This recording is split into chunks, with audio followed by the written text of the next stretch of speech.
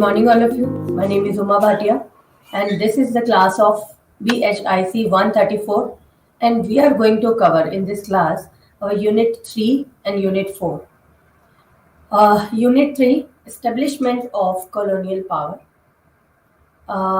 How the colonial cities were established, how the Britishers had extended their control into Bengal, why the Britishers had extended their power and they started to extend their power from Bengal. What was the reason behind this?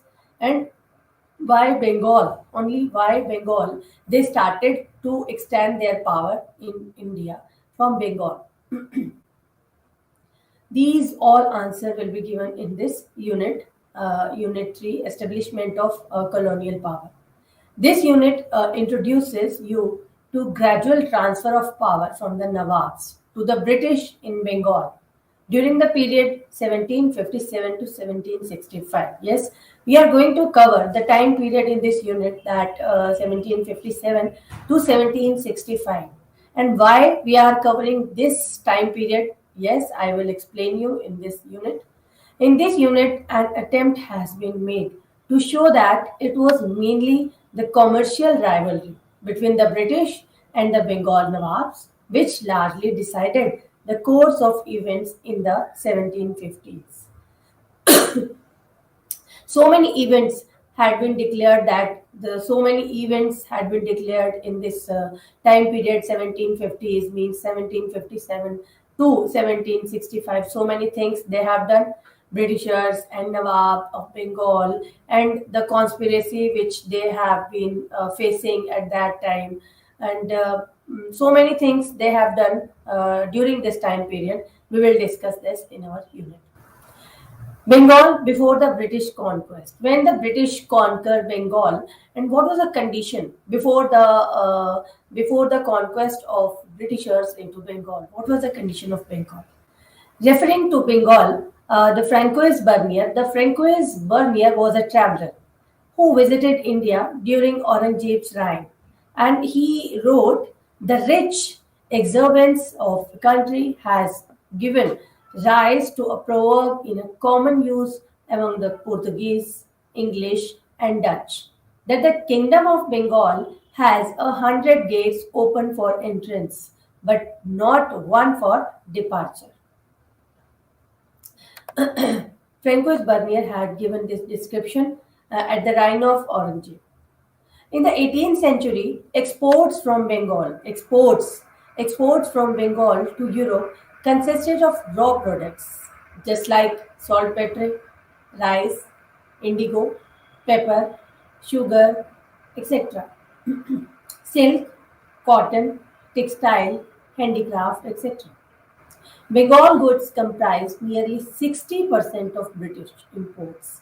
Nearly 60% of British imports from Asia in early 18th century. The commercial potentiality of Bengal was naturally the chief cause of the interest of the English in this province. Means how the Britishers commercialized their trade so much, as much as they could at that time. They were doing a lot of activities for enhancing their trade, and they wanted to export so many things to their England, to their Britain, just to gain more and more profit from the Indians at that time, before the advent of Britishers. The stability of this regional power was dependent on certain conditions. Means they stable their regional power. Just like Nawab's rule dependent on the support of powerful faction of local aristocracy. Aristocracy means the wealthiest family members, the wealthiest people of that particular area. Means if the wealthier people will not support to the Nawab, then how the Nawabs could rule at that time? That was very difficult for them. That's why the Nawabs need support of powerful faction of local aristocracy. He needed the support of Hindu mustadis who were in control of financial administration. Means For the financial administration, they need the Hindu Mustasedis support. Means at that time, the people who were economically strong at that time.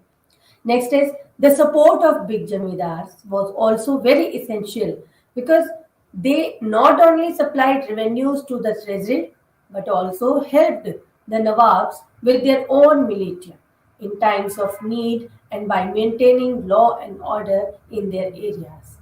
When the Nawabs wanted to collect the revenue from the particular area, from the particular villages, they need jamidars at that time.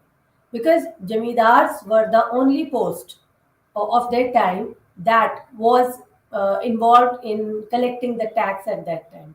And they collected the tax and they had given the tax to the Nawabs at that time. Means the jamidaris and the post of jamidars was very essential for maintaining the revenue system at that time. Nawabs with their own militia means the jamidars had their own military also at that time. And at the time of war, jamidars give support of their military to the particular Nawabs at the time of war. They help them. Next is the cooperation and support of bankers and business houses, particularly the House of Jagat Seth, the largest financial house in Bengal, was also needed. The cooperation of bankers, the cooperation of business houses means big merchants, big bankers. The Nawabs needed the support of the big bankers also at that time. Means Nawab only could not run the administration alone. They Nawabs need a lot of important people just like jamidars, just like bankers, just like aristocrats. They need a lot of people like this. The British conquest of Bengal in 1757 to 1765. And you can call the question just like why you have taken this time period only, not before 1757, not after 65. What was the reason behind this? You can put the question because at that time the two important battles were fought at that time in Bengal, just like Battle of Plassey in 1757 and the Battle of Buxar in 1764. The two battles were fought at that time to maintain the administration of Britishers and to enhance the political power of Britishers in Bengal and the adjoining areas of Bengal also because they wanted to extend their trade. Who? Britishers. Britishers wanted to extend their trade and they wanted to monopoly. They wanted monopoly on trade. Just they need not uh, any lackings. They need not any lackings behind their trade. Because if they wanted to enhance their trade, then they need not any type of circumstances which by which they failed in their trade system. They wanted to extend their trade. That's why they had fought two battles because when Britishers came to India, side by side the Dutch also came, Portuguese also came, and the French also came at that time. These three or four powers came regularly into India because as I told you, as I shown you the Bhatia description, he had said that the hundreds of gates open for entrance but not one for departure. That's why the Britishers, the Dutch, the Portuguese, they came into India without any fear because uh, without any fear. Okay, and they wanted to extend their trade. I will tell you about the Battle of Plassey and the Battle of Buxar, and these two battles were very important for the entrance for maintaining their power into India of the Britishers, Sirajuddaulah and the British. The conflict between these two powers. The conflict between the Nawab and Nawab was Sirajuddaulah and the English company over trade privileges. was nothing new, but during Sirajuddaullah's reign, certain other factors further strained the relations between the two. They, they are the fortification around Calcutta by the English company without the permission of Nawab, the misuse of company's trade privilege by its officials for their private trade. The English company at Calcutta had given shelter to Krishna Das, son of Raj Ballabh, who had fled with immense treasures against the Nawab's will. How? The Nawab of Bengal was Sirajuddaulah at that time, Sirajuddaulah. And at the reign of Sirajuddaulah, the British East India Company wanted some privileges on the trade. Then how they gained the privileges on trade at that time? Because at that time the Nawab was present on the throne. Then what was the reason behind this? The Nawab was not wanted to do all these things. The Nawab did not want to do all these things, or he did not wanted. He did not want to give the rights to the power, to privileges to the company. And that's why the company had fought two wars, the battles, not we can say in two battles also. And the company wanted to fortify.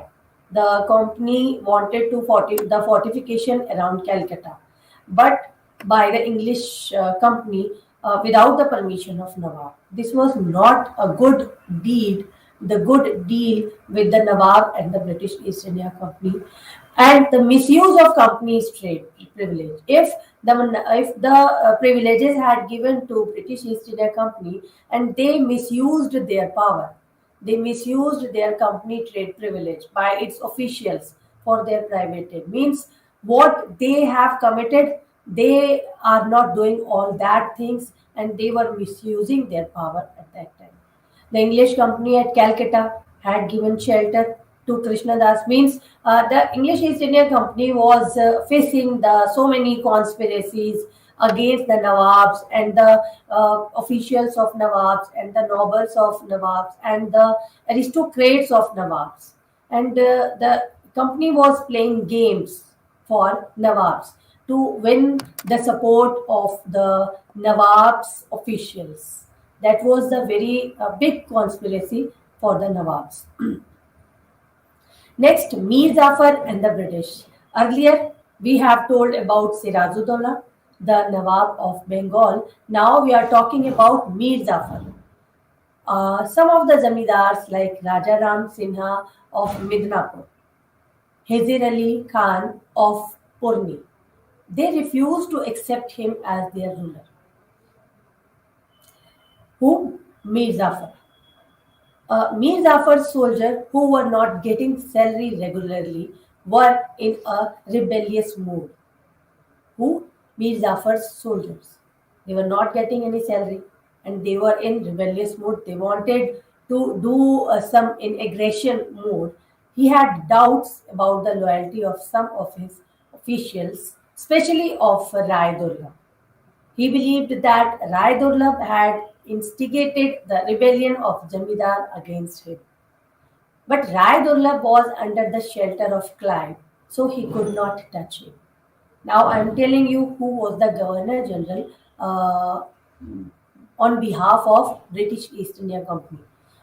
Lord Clive, Robert Clive was the Governor General of that particular time. He came as the post of Governor General into India. He wanted some reformation. He wanted some good deeds behind this for the welfare of British only, not for the welfare of any Indian.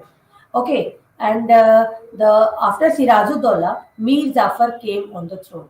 Mir Zafar sat on the throne, and he was doing so many conspiracies. He was doing for the welfare of the Britishers because the Britishers had adjoined Mir Zafar into themselves. And there was an attempt by the Mughal emperor's son, who later on became Shah Alam, to capture the throne of Bengal. Because at that time, when Britishers went into India, they came into India, the Mughal emperors were ruling at that time. One side Mughal emperor and one side Nawabs and one side the Britishers. They fought with each other for the enhancement of trade. Shah Alam was the son of Mughal emperors. The financial position of Nawab was also weak because the company wanted some money.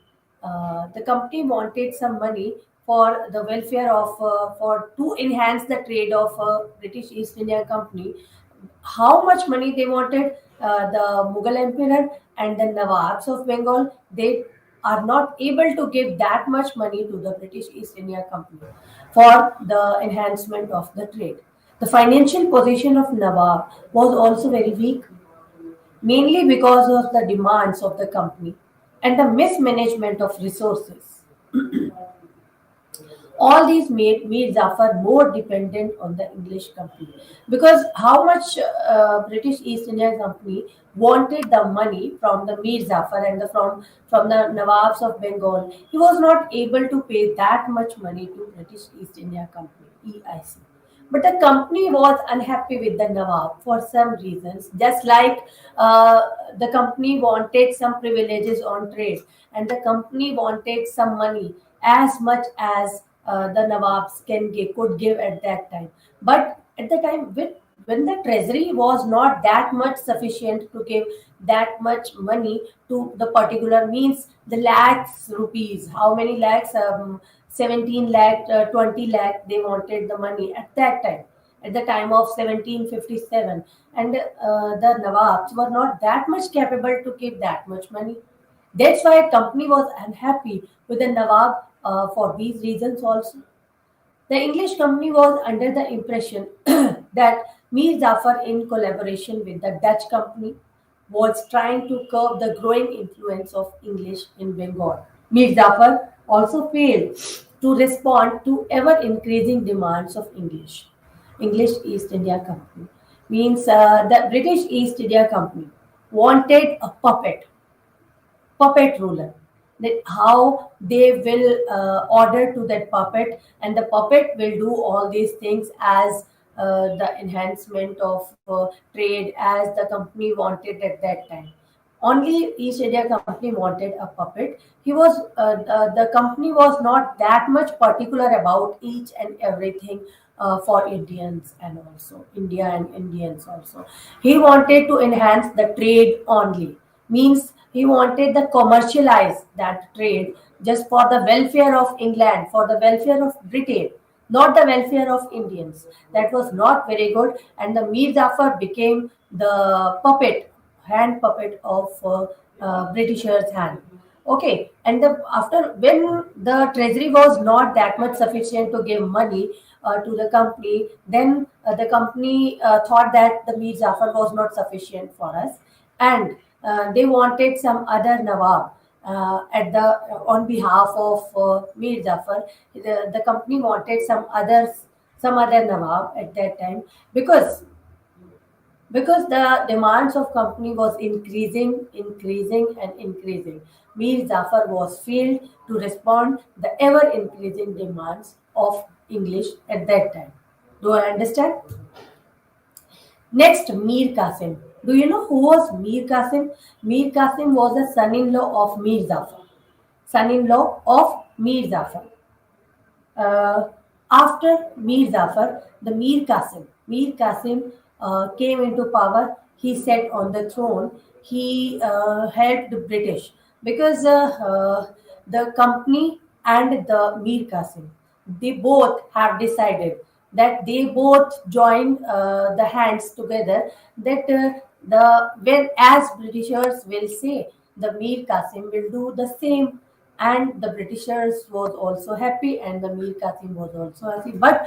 But some things they were happen at that time by which the Mir Qasim, the ruler of the Nawab of the Bengal, he was not happy after pertaining some things, and he was not getting happy at that time, and he denied for giving the power to the Britishers. He denied so many things. Like after assumption of power, the two most important things that Mir Qasim did.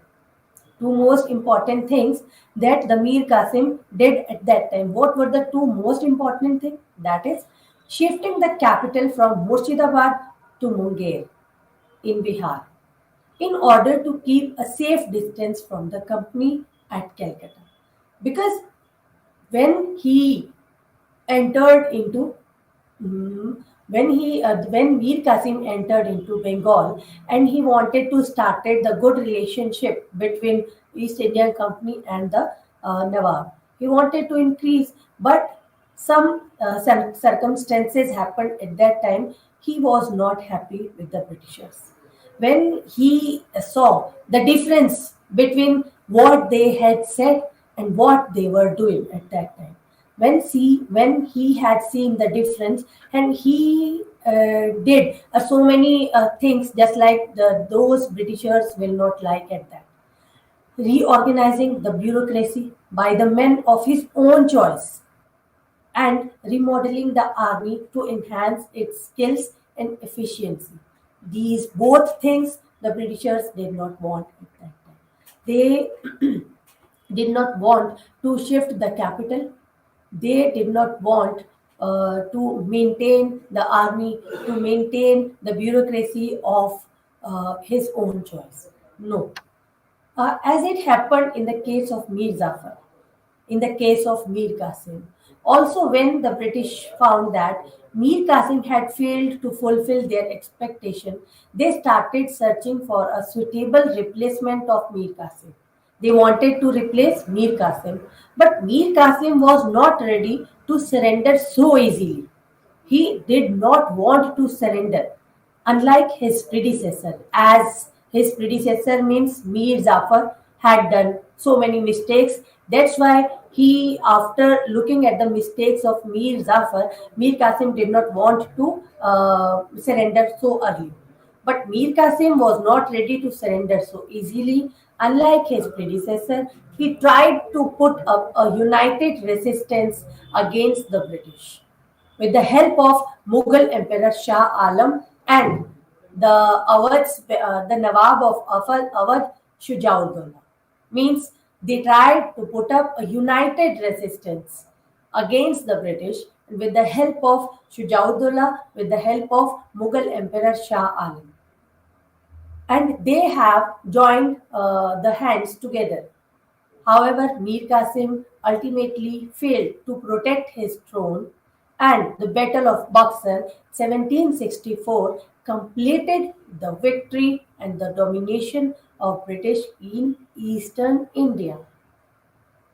The first step, the first step of Britishers was the Battle of Plassey, which was fought in 1757.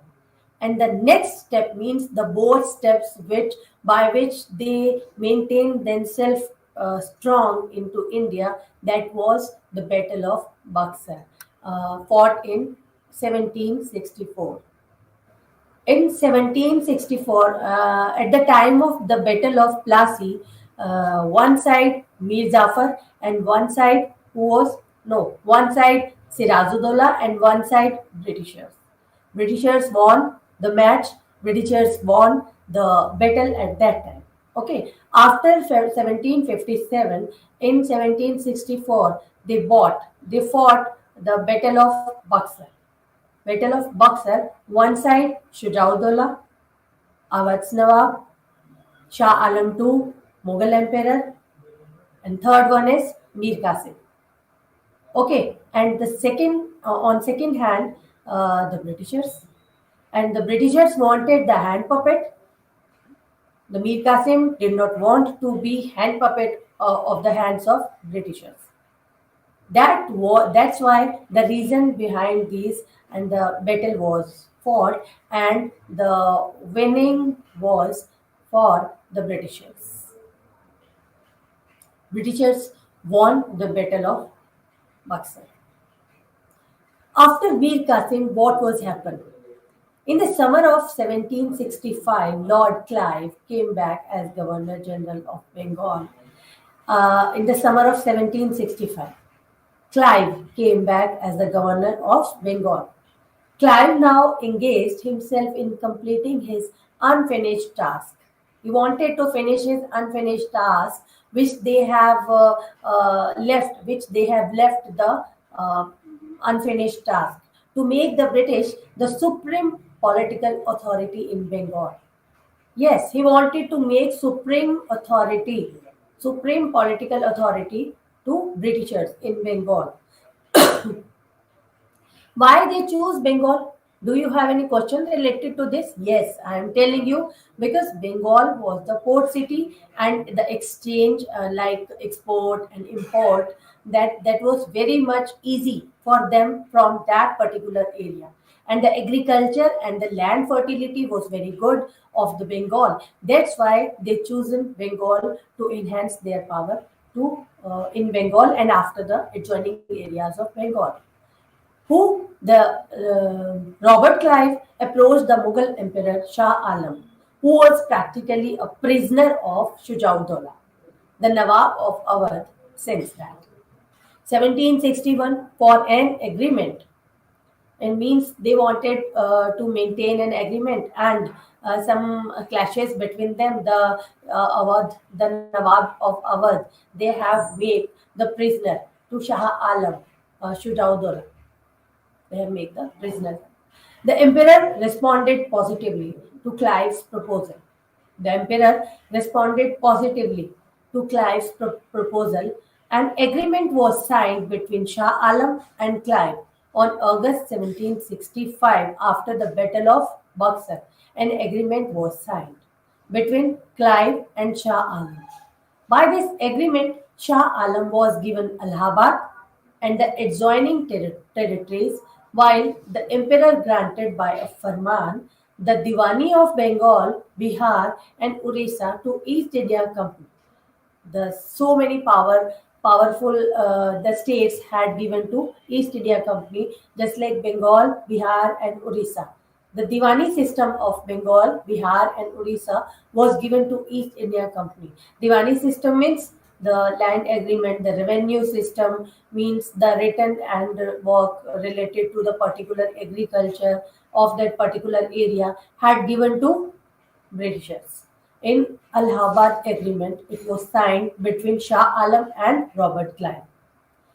The right of Diwani gave the British complete control over the Bengal revenue and administrative systems. That thing they wanted to maintain themselves for this, and they have done all of them. Mir Qasim after Mir Qasim.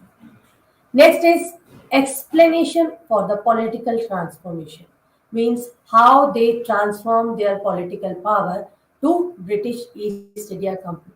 The Farman or the imperial grant given by the Mughal Emperor Farrukhsiyar in 1717 gave duty-free concession only to companies' imports and companies' exports and not to the company servants' private trade. The misuse of this trade privilege by the company officials for private trade meant a heavy loss to Nawab's treasury. Means the treasury of Nawab was getting empty at that time. Both Sirajuddaulah and Mir Qasim complained to company against this misuse of trade privilege, but there was no change in the situation at that time. No change. Next, the English company began to increase its military strength and fortified Calcutta against the wish of Nawab. Because Nawab was not wanting to fortify the Calcutta, uh, but after against Nawab, the English East India Company has begun so many things like military strength increasing, like fortifying Calcutta at that time. This was a direct challenge to the authority of Nawab. Direct challenge. The British, who were in search of an ally for their own ends, found allies in this group. The British wanted to gain more trade privileges and to extract more resources from Bengal, while their Indian collaborators had the desire to establish their own political power in Bengal. Their common objective was to replace the present Nawab by a man of their common choice. Yes, the company wanted to replace the present Nawab by a man of their common choice. Hence, the conspiracy made the task easier for the British to establish their control over the Bengal Nawab. Next is the significance of British success. How the Britishers got success at the time of 1757 to 1765. The success of British in Bengal in the Battle of Plassey had a significant impact in the history of Bengal. Number one, the victory of British, whether by treachery or any means, undermined the position of the Nawab in Bengal. Apparently, there was not much change in the government, and the Nawab still remained the supreme authority. But in practice, the Nawab became dependent on company's authority, and the company began to interfere in the appointment of Nawab's official. If Nawab wanted to appoint any official, then company intervened. The company began to interfere in appointment of Nawab's official. Internal rivalry within the Nawab's administration was exposed, and the conspiracy of the rivals with the British ultimately weakened the strength of administration. Besides the financial gain, the English East India Company was also successful in establishing their monopoly over Bengal trade by marginalizing the French and the Dutch companies. Because at the time when Britishers came to India, the Dutch and the French they both wanted to establish their companies into India again also. Next, in Unit 4, in Unit 3rd, we have studied a lot of things related to Bengal. Battle of Plassey, Battle of Buxar, okay, and the Treaty of Allahabad. We have studied very important things we have discussed, because if you are preparing for UPSC for civil services, and these type of questions will come into your exams, so that they will help you in preparing the exams also, like Battle of Plassey, like Battle of Buxar, and who were the Nawabs at that time, and who replaced the Nawab to Nawab, and what were the activities done by the Britishers at that time to improve the condition of trade of for the welfare of Britishers, to uh, for maintaining monopoly on trade in Bengal at that time. The Treaty of Allahabad, and after the Treaty of Allahabad, how they maintain their importance and how they maintain their administration by replacing one Nawab to another Nawab to one another Nawab, and what the things they were doing at that time. We have studied a lot of things related to this. In Unit 4, Expansion and Consolidation of Colonial Power up to 1857, means from 1757 to 1857, means 100 year, the difference between 100 year, how they maintain and how they expand, and how they consolidate their colonial power into India. Means, first of all, we are going to start with the early images of Bengal, and the when the Britishers came to India, what was the condition of Bengal at that time? The early British, who had read about the Ottoman and Persian empires in the great traveler Bernier's writing, seem to have felt that a closer study of the Mughals would tell them very little that they did not know. It was believed by people like Sir William Temple in the classical age that Lycurgus Pythagoras had been taught by the Indians.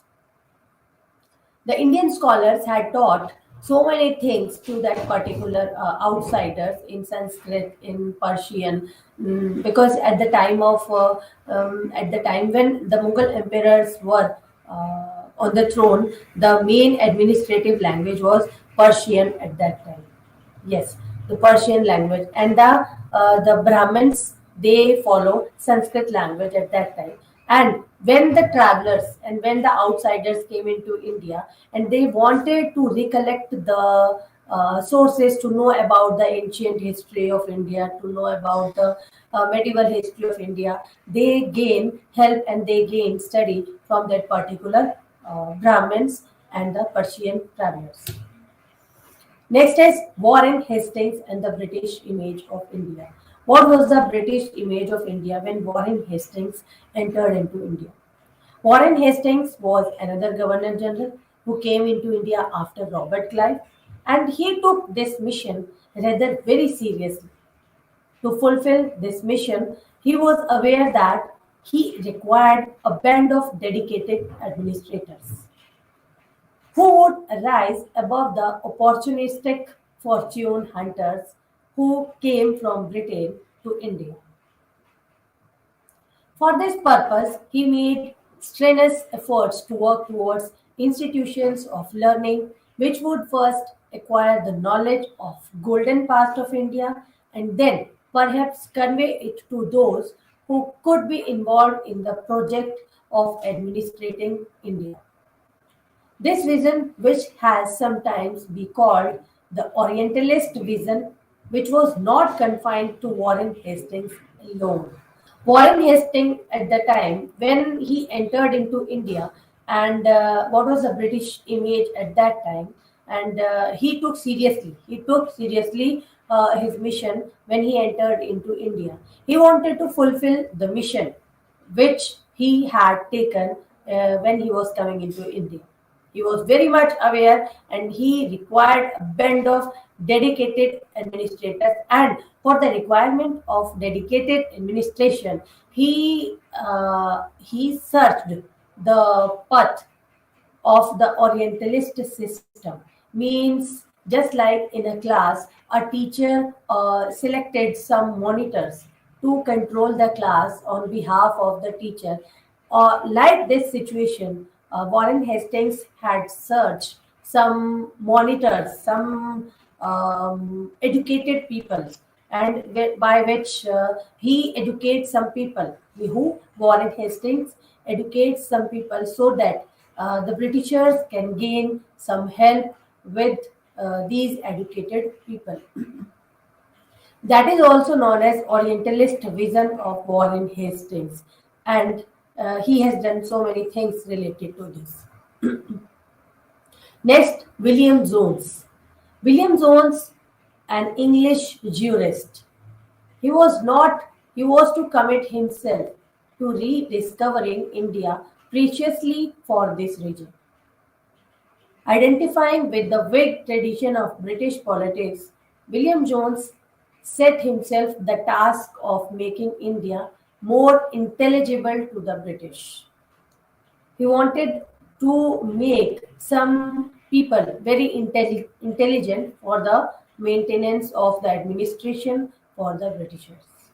It was that's why that the famous Asiatic Society was formed at that time. Famous Asiatic Society. The society was to cover the task of unearthing knowledge about Asia, both within and outside Asia. The Asiatic Society contributed in a major way by translating from Persian and Sanskrit works of grammar, Puranas, writings of Kalidasa. Secondly, the members of Asiatic Society researched and published a large number of articles on Indian society and Indian religion. As a result, Jones' contribution through the society was to infectiously spread the romantic fascination of India and her culture throughout Europe. After William Jones and after William Jones and after Warren Hastings, Lord Macaulay came into India. When he came into India, he had seen the condition of the education of India, and he thought that firstly we should enhance the education into India, so that if we need some people in maintaining the task which we wanted to make the mission in India for the trade, for export, for import, for administering the India. Just for these things, they wanted to enhance they wanted to extend the condition of education into India. And for the extension of education into India, they have done so many things, just like Asiatic Society of Bengal, Asiatic Society of Madras was formed at that time. And in this society, they have declared that the tradition of India, the just like Puranas, just like grammar, just like so many memories which they have taken from the India, and they have translated them into other languages also, so that everybody could read at that time and everybody could know about the culture of India at that time, as they had not given any importance to Indian culture at that time. Yes. So how can we say this in front of you? Because at the time when Lord Macaulay came to India, he had seen the literature of Indians. And what he had said to Indians, that the literature of India is just like a very little literature. Just like in Europe, if we can give example, if we can give example of the literature of Europe. If we compare the Indian literature into the Europe literature, that in Europe's library, one Almira has kept over there, and one shelf literature is combined into India's whole literature, just like Vedas, Puranas, Upanishads, and all Puranas and Upanishads. Mm, they have given example to these with the connection of the European literature. Means they have said that the Indian literature is very much less as compared to European literature. So they have given very less importance to the literature of India, very less importance. William Jones, we have studied Asiatic Society of Bengal, we have studied, and they have translated so many grammar, Puranas, and writings of Kalidasa, just like Abhigyan, Shakuntalam. Yes, they have translated into so many languages. Next, Warren Hastings in practice. How they have done the practice, they have done a lot of things. Warren Hastings, on the other hand, had more practical reasons for promoting the Asiatic Society.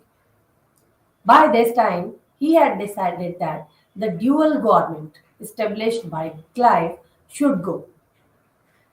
Clive had established dual government, and the Hastings wanted to decide. Hastings wanted to enhance the dual government, which was established by Clive, and that should be done at that time. And the English East India Company should take up the responsibility of Bengal on behalf of trade, on behalf of anything. They should take the responsibility of Bengal. But he was not in favor of introducing English laws, English ways in India. Not okay. His main idea was to rule the conquered in their own way. He felt that the rapid growth of British rule had excited various prejudices. These, he felt, needed to be stilled. Secondly, he wanted to reconcile British rule with the Indian institutions. This inevitably meant more intensive investigation into the manners and customs of country, and an in-depth analysis of the literature and the laws of India. Means Warren Hastings did not want to enhance their own law into India, because Indians were not familiar with the law of the English at that time. That's why he had gained, and he had introduced Clive's dual government, which they should opt at that time with the East India Company. If the East India Company wanted to take up the responsibility of Bengal, then he or she, means the East India Company, did not they need not to grow, they need not to grow their own way, their own laws. Yes, they wanted to the dual government, means combined government, means Indians were also very much happy at that time, should very much happy at that time, and the Britishers also done a lot of things related to these things. Just like he had given importance to Indian literature, he had given importance to Indian laws and custom also, and he had given importance Indians also. But the East India Company had not followed the same. Next is institutionalization. To enable the practical task of training and orienting future administrators to the goals of this task, in the tradition of Warren Hastings, Lord Wellesley established the Fort William College at Calcutta in 1800 so that the people would enhance their education in that particular college or there. The Fort William College basically impressed upon its students to study the Indian language so that the future administrators could take on the task of familiarizing themselves with the vernacular of the people and with India's past in a more concrete fashion. For example, studying Persian served very practical ends. Most of the Indian states used Persian as the language for maintaining official record and running the day-to-day business at that time.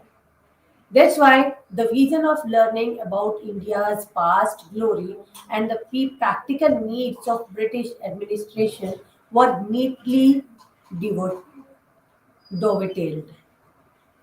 They have opened Fort William College in 1800 in Calcutta just to increase the education system into India. Warren Hastings, Warren Hastings, no? Yes, Warren Hastings had opened this. And after opening this college into Calcutta, he wanted to maintain the future administration with the help of Indian and Indian culture and vernacular language also. Vernacular language means the local languages related to that particular area. Persian was the practical language, was the official language to maintain official record and the running the day-to-day business of that particular area. The Persian, and he had given the importance to Persian language also. He had given the importance to vernacular language also, and he had given importance to education. That was the basic need of for the Indians at that time. What do you think? The Britishers wanted to increase the education for their own welfare, for our welfares. No, not for our welfares. They wanted to increase the education for the welfare of themselves, for the welfare of British East India Company, so that they could have their own administrators, they could have their own helpers in doing all activities related to trade, related to enhancing the administration into India at that time. Next is evangelicalism and other new trends. Evangelicalism means they wanted to enhance, they wanted to spread the Christianity into India. The first and the most important thing is this, like they wanted to extend the Christianity into India.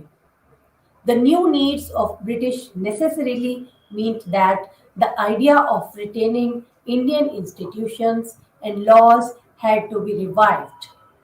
If new products were to enter the market, there was a need to create a taste for them. This meant the infusion of a new way of life and culture, at least in the top crust of society. Yes, from these four lines, We can say that they can increase, they wanted to increase. What they wanted to increase? They wanted to increase the Christianity into India. The battle of improvement. How? They wanted to improve into India. The idea of improvement was to take shape in the late 18th and early 19th centuries as a part of the vision of Britain as a promoter of prosperity and civilization. That's why it was the Cornwallis agreed to settle the revenue permanently on the landed class in Bengal, on zamindars in Bengal. Lord Cornwallis' assumption was that since the main source of wealth was agriculture, the magic touch of property will create capital and market in land. A more prosperous landed class with fixed obligation to the state and an English rule of law would create new men of enterprise in land who would also take trade forward. Charles Cornwallis was the another British Governor General who entered into India, and he entered into India to give the the very important thing, just like he wanted to enhance the revenue. He knew the condition of agriculture into India at that time. That's why he had introduced a new system, just like permanent settlement. Permanent settlement means he wanted to fix the revenue. He wanted to fix the revenue for the zamindars, for the peasants, so that in Bengal the agriculture will enhance and the assumption of revenue which they were getting at that time, that should be fixed, and there is no lackings of revenue for the British East India Company. That's why he has settled permanent settlement in Bengal at that time. Next is preservation and Monroe.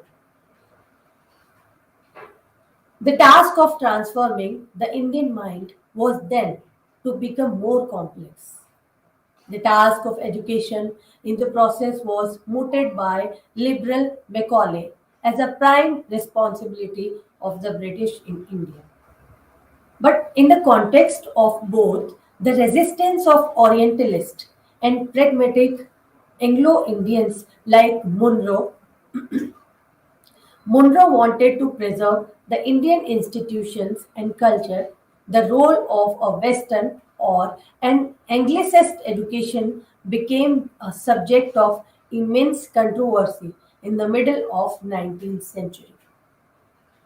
Lord Macaulay, who entered into India when he became Governor General from the Britishers, he entered into India and he had taken the responsibility to make India British India at that time. And he resisted the Orientalist system and Anglicist system at that time, because before before the advent of Macaulay, the system which was introduced in India, just like Orientalist and Anglicist, both things will be happen. What was be happen at that time in India? Orientalist system also and Anglicist system also. Anglicist means Anglo Indians, and Orientalist means the pure Indians.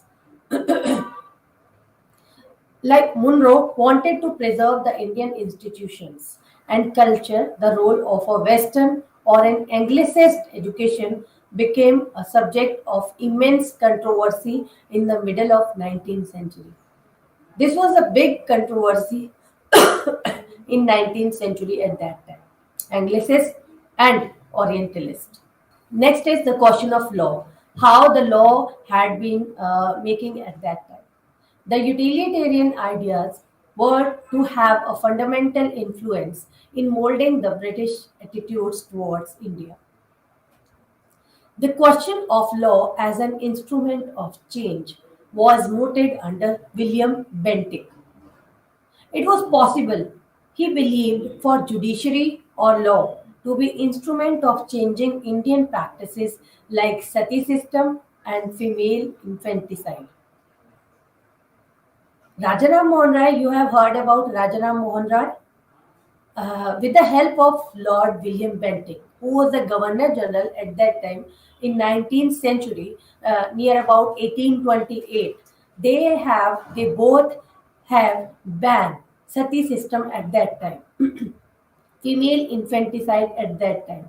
This was the cruel system at that time, sati system. They had made law and they have changed the judiciary and they have changed the law to be the instrument of changing Indian practices just like sati system and female infanticide. Lord William Bentinck. The question of land revenue. This doctrine of rent was sought to be put into practice by officers just like Pringle of Bombay. Elaborate survey methods were used to calculate the net produce from land. Then, tax rates were assessed. However, in practice, the revenue demand often went very high, sometimes as much as 50 to 60% of the produce. That much high, the revenue demand at that time. This led gradually to the abandonment of complex calculations based on the rent doctrine. From 1840s, purely pragmatic and empirical methods derived from the tradition of taxation in respective areas were belonging to be adopted. We have studied related to the doctrine of the taxation at that time, how they enhance their tax rates and how they excess their tax and the how they have taken the net produce of land at that time. Next is emerging vision of empire. The consolidation of empire under Lord Dalhousie was to take the paradoxes of various kinds of perceptions of British India still more forward.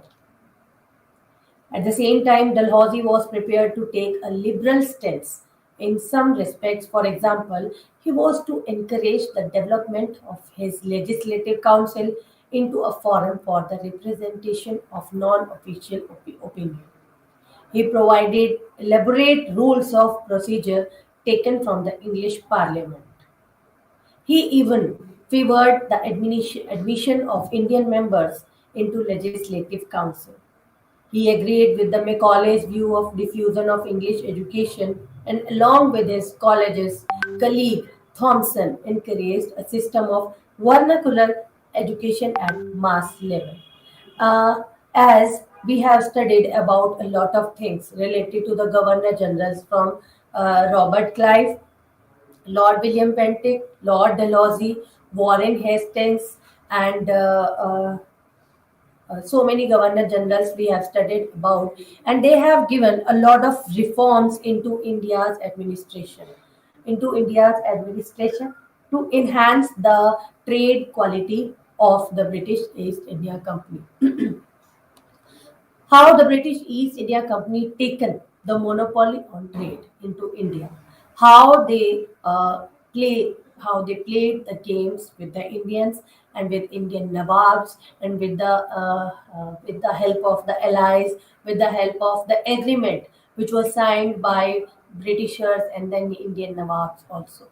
Under Lord Dalhousie had given the postal system to India also, and the land revenue system they have fixed the land revenue system so that no any lackings or enhancing in land revenue. And in land revenue this was the very at that time the with the help of when they went into Bengal, when they conquered Bengal, they had very big salary amount into, if we can say, the world officials' salary that Indians had got. Indians means the Britishers, which they went into India, and the British officials were gaining that much salary into India, as no one got salary from in any world, in any country, if we can see. because Bengal, the agriculture of Bengal at that time was very good. That's why they had gained a lot of profits. They had gained a lot of benefits when they went into India, when they entered into India. And now this is the last point of our unit. Unit 3 and 4 we have covered. And in our next class, we will cover unit 5 and 6. Thank you and have a nice day.